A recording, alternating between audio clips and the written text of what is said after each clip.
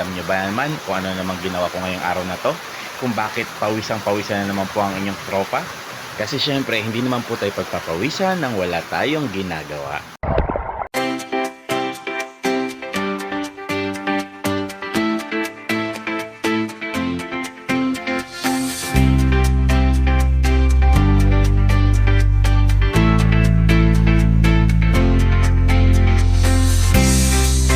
Ito nga na naman tayo guys, muli na naman tayong nakatopless at pawisang-pawisan. Alam nyo ba naman kung ano naman ginawa ko ngayong araw na to?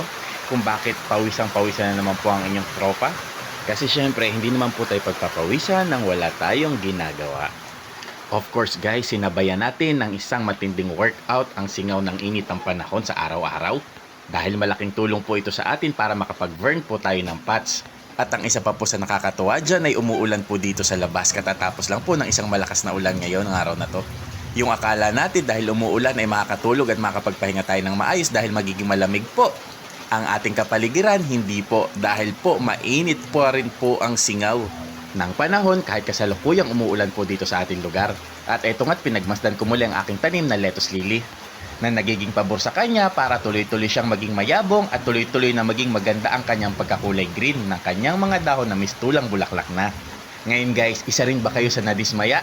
Yung hinihintay-hintay natin na umulan para maging mas malamig ang ating kapaligiran? Hindi po ganun ang nangyari.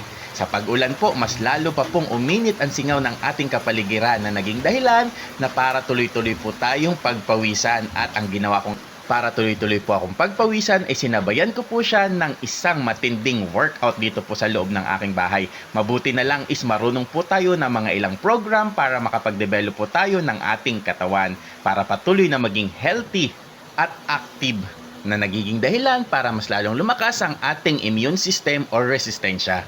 Hindi ba meron tayong kasabihan? Health is wealth, kaya patuloy nating pangalagaan ating sariling pangangatawan.